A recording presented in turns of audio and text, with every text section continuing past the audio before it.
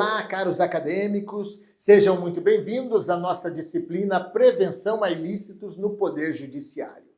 Nesta primeira aula, nós vamos construir juntos a base de tudo, a mentalidade preventiva. O policial judicial moderno não é apenas o agente que reage, é aquele que pensa antes, ele lê o ambiente e age para evitar que o problema aconteça.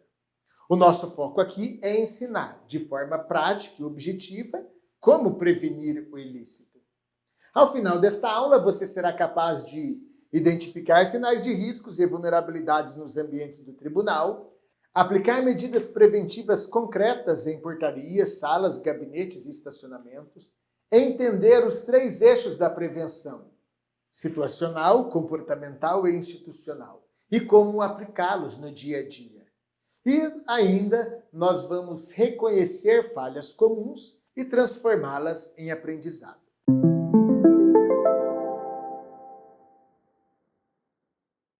Prevenir é agir antes da crise, antes que ocorra um evento disruptivo ou uma quebra de ordem. No contexto da Polícia Judicial, significa identificar e neutralizar riscos antes que se transformem em ocorrência. A Resolução CNJ 344 de 2020, que criou a Polícia Judicial, e a Resolução CNJ 435 de 2021, que define a Política Nacional de Segurança do Poder Judiciário, consagram a prevenção como função institucional permanente. Essas normas deixam claro que segurança não é improviso, é planejamento. O policial judicial, portanto, não é apenas executor de ordem, mas gestor de risco em campo. Ele observa, interpreta e intervém com base em protocolos técnicos. Cada olhar atento, cada inspeção, cada pequena correção de rotina pode evitar um incidente. Prevenir é, no fundo, um exercício diário de observação e antecipação.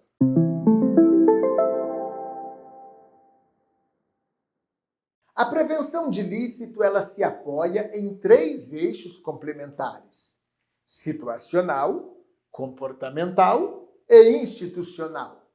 Cada um atua em uma frente diferente, mas todos se somam para formar um sistema de proteção eficiente. Vamos começar pelo primeiro e já pensar juntos em como aplicar na prática. Eixo 1, prevenção situacional. Aqui, o foco é o ambiente físico. O objetivo é reduzir as oportunidades para o ilícito acontecer, tornando o espaço mais seguro e previsível. A ideia central ela é simples: dificultar a ação do infrator e facilitar a vigilância.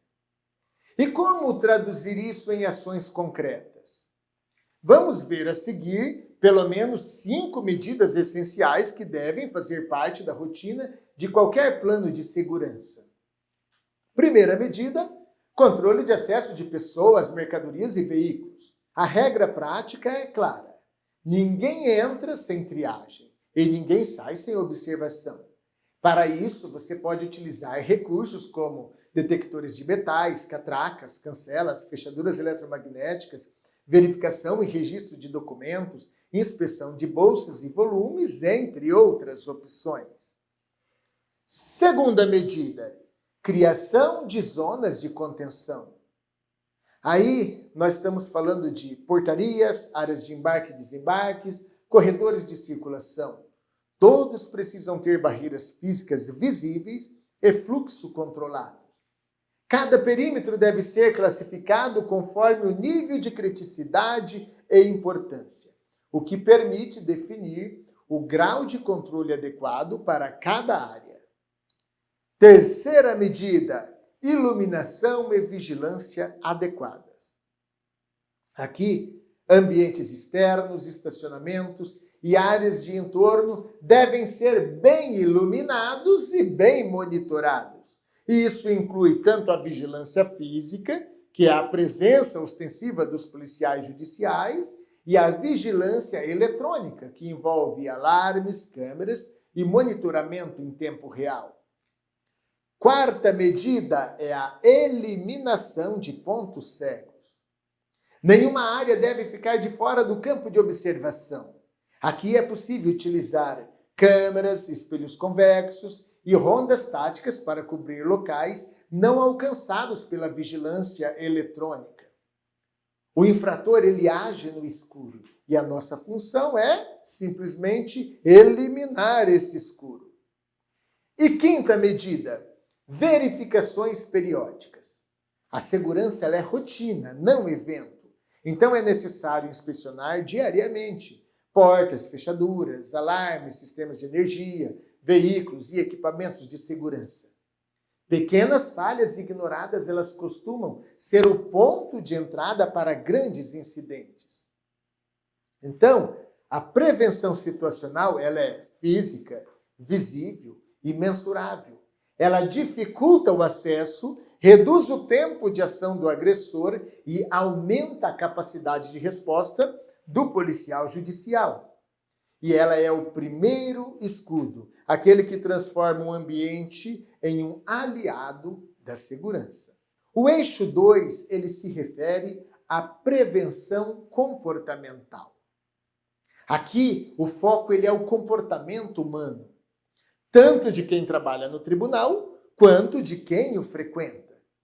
Então, enquanto a prevenção situacional ela atua sobre o espaço, a prevenção comportamental ela atua sobre as atitudes, percepções e hábito das pessoas. Em resumo, o ambiente ele pode ser seguro, mas se o comportamento for imprudente, todo o sistema se fragiliza. Por isso, o grande desafio é formar uma cultura de atenção e autoproteção, onde cada servidor, magistrado e colaborador, ele compreende que segurança é um dever da Polícia Judicial, mas uma responsabilidade de todos. Vou exemplificar para vocês, pelo menos, 5 ações práticas que traduzem esse eixo que nós estamos tratando em condutas concretas. Primeiro, a orientação contínua e sensibilização institucional. Observe que a primeira ação, então, ela é educar e conscientizar. A minha recomendação é que a Polícia Judicial mantenha campanhas permanentes de orientação voltadas a magistrados, servidores, estagiários e terceirizados, reforçando, então, comportamentos seguros de rotina. Isso pode ser feito se valendo de cartazes, avisos, palestras rápidas, informativos e até pequenas capacitações internas, elas ajudam a consolidar essa cultura prevencionista. Quando todos sabem o que fazer e o porquê de fazer, o risco diminui de forma significativa. A segunda ação prática é a descrição e controle da exposição pessoal. Então, observa que a segunda ação ela é sair do foco. Por quê? Porque a segurança comportamental ela começa na postura pessoal. Evitar se expor desnecessariamente, tanto no ambiente físico quanto no digital. Isso inclui não divulgar rotinas, agendas, locais de trabalho ou deslocamentos em redes sociais. E também evitar frequentar locais de risco de forma previsível. A rotina rígida ela é o pior inimigo da segurança. Quem é previsível é vulnerável, simples assim. Terceira orientação que nós temos é a comunicação preventiva e atendimento inteligente. Nesta terceira ação, o foco é prevenir o conflito antes que ele aconteça. Então, durante o atendimento ao público, o policial judicial e os servidores, eles devem observar sinais de tensão, agitação ou comportamento anômalo, adotando aí uma postura calma, empática e acolhedora. A forma como se fala é parte integrante da segurança. Tom de voz equilibrado, linguagem corporal neutra e escuta ativa, ela desarma os conflitos potenciais. A prevenção, ela começa na maneira de tratar as pessoas. Quarta orientação e ação prática é a postura vigilante e atenção ampliada. Nesta quarta ação, o foco é manter o estado de atenção situacional constante. Não se trata de desconfiança, mas de percepção ativa do ambiente e das pessoas. É preciso notar movimentos atípicos, objetos fora do lugar, pessoas circulando sem o crachá ou agindo de modo evasivo. A atenção preventiva ela é o elo que conecta o comportamento humano ao sucesso da segurança institucional. A quinta ação se refere à autoproteção e ação planejada. E o que é isso? É simplesmente saber como agir diante de uma potencial ameaça. Então, treinar o comportamento sob estresse, conhecer rotas de fugas, pontos seguros e protocolos de emergência é tão importante quanto dominar técnicas operacionais. O comportamento treinado, ele reduz o pânico, organiza a resposta e multiplica as chances de êxito. Quem sabe o que fazer, transmite segurança e automaticamente inibe o agressor. O eixo 3, ele se refere, então, à prevenção institucional. Neste eixo, o foco é agir sobre estruturas, processos e políticas internas.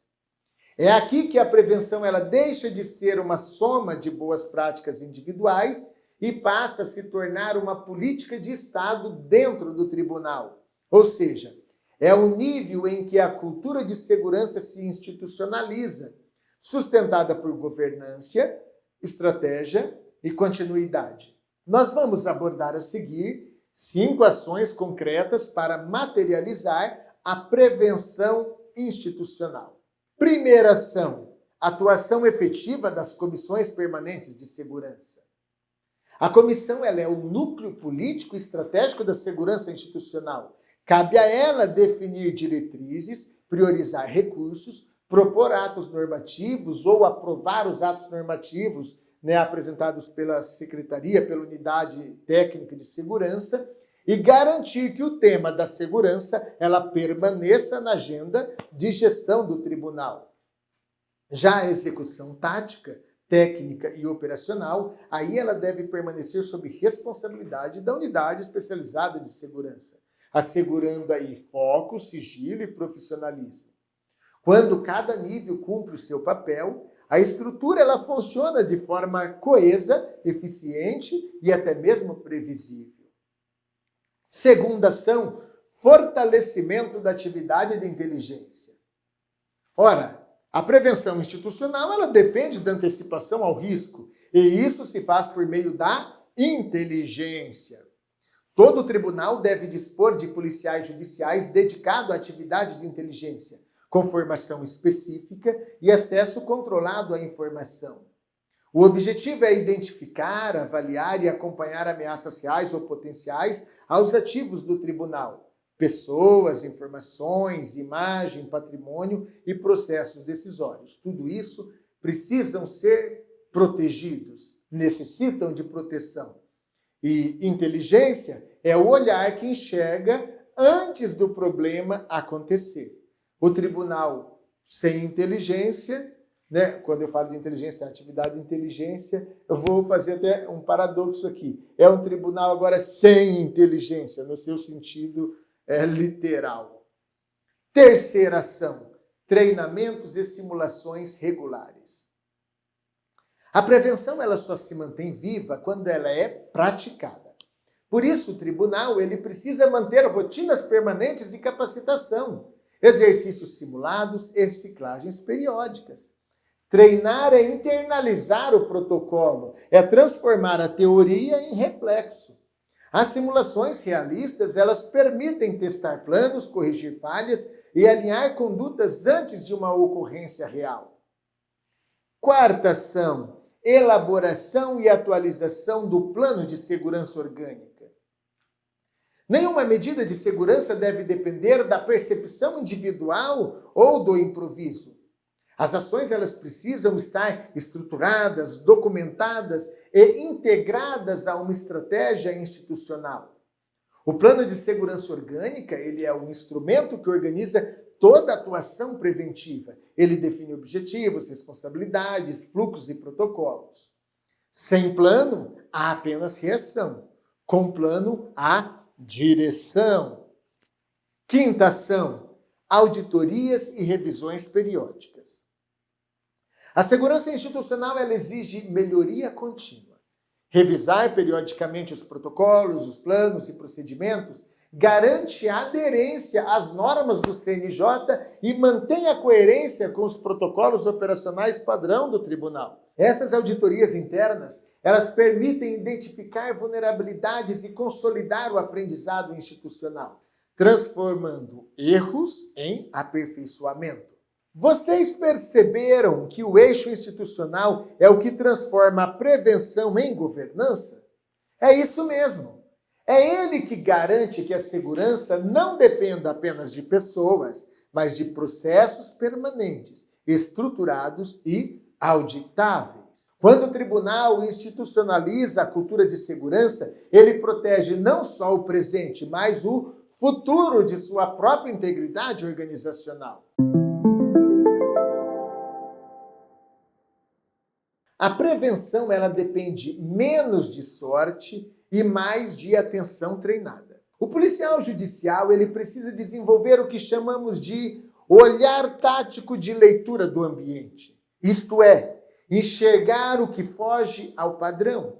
Como exemplo de sinais de atenção imediata, nós podemos destacar pessoas circulando em áreas restritas sem crachá, movimentação fora do horário normal, veículos estacionados repetidamente no mesmo local, presença de pessoas em observação prolongada, alterações em fechaduras, sensores ou câmeras.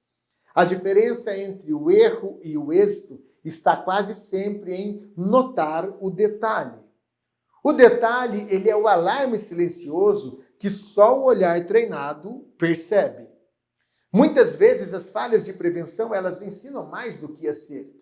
Quando a falha analisada é corrigida, cria-se uma camada a mais na blindagem institucional. Então, prevenção não é um evento, é um hábito institucional. E ela se constrói no dia a dia com disciplina e repetição. Há 3 comportamentos que salvam. 1. Observar sempre. Priorize pontos críticos. Procure desvio do padrão em pessoas, objetos, fluxos e horários, comparando o que se vê com o que deveria acontecer.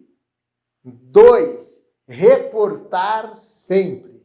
Toda anomalia deve ser comunicada. E 3. Cumprir sempre. Protocolo não é sugestão, é diretriz. E nunca esqueça, o comportamento do policial judicial é o exemplo que forma a cultura de segurança do tribunal. A prevenção ela só ganha força quando é praticada por todos, começando por quem veste o uniforme da justiça. A polícia judicial é a linha de frente da prevenção. Cada ato preventivo bem executado preserva vidas, patrimônio e a própria legitimidade do Poder Judiciário. Na próxima aula, nós vamos avançar para a tipologia dos ilícitos. Conheceremos as principais formas de ameaça ao judiciário e as estratégias específicas de prevenção para cada uma delas. Até lá, lembre-se, a prevenção é a arte de fazer o perigo desistir antes de começar. Forte abraço e até a próxima aula.